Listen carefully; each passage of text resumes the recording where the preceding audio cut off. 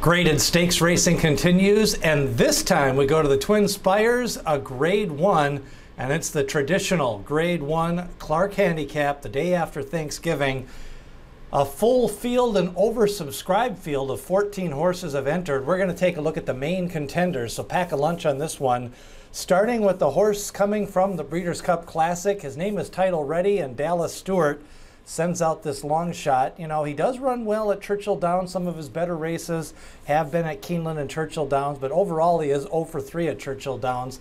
Lifetime 4 for 23, and he kind of is a little bit of a nibbler. He's one of those closers, needs a strong pace, needs a deep field to really run his best race. Now, the most likely race favorite is going to be Code of Honor. And there's a little bit of a question if he runs in this race. They're still considering the Cigar Mile.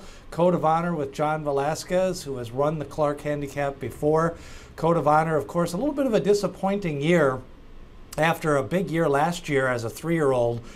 He kind of got started off a little bit late in the spring with some of the COVID cancellations. He ran in the Whitney, he ran in the Kelso. The Whitney was a small field, and just kind of the pace and race flow of that race did not favor Code of Honor. Now, some people have always said his best race is at 1 mile to 1 1/8 miles, so I think he'll like the distance. It seems like he's been working forwardly since the Kelso Stakes, and in the Kelso, again, he was pace compromised, a small field. Complexity ran huge that day on the 1-turn mile, and Code of Honor definitely sitting on a big effort in this race. Now, Multiplier is a horse who was on the turf for quite a while, switched to the dirt during 2020 and has ran some nice races. Ran in the Charlestown Classic, the Stephen Foster. Last time out got second to Silver Prospector. He's an outsider in this spot, but Tyler Gaff Leone is one reason to take a second look at this horse. Plus Q Parfait comes off a 6th place effort in the last race. Now, again, he's another one that had a nice 3-year-old season. 0 for 6 in 2020 and just 1 for 12 in his last 12 races. 0 for 5 at Churchill Downs. You're really going to have to find a way to get him here to the winner's circle. Mr. Free is going to be one of the favorites. Dale Roman sends him out after kind of an interesting effort in the Breeders' Cup Dirt Mile. Of course, Nick's Go was not going to lose that race that day. Set some audacious fractions, went wire to wire, and really he just dominated that race on the front end. So a lot of the race horses that ran behind in that effort, I think we kind of got to just toss that race out just because Nick's Go was such an authoritative winner. Mr. Freeze, 2 for 4 wins at Churchill Downs. He ran in the Clark last year. He ran 3rd to Tom's d'Etat, who ended up having a big 2020 campaign. Bodie Express loves Gulfstream Park and Gulfstream Park West.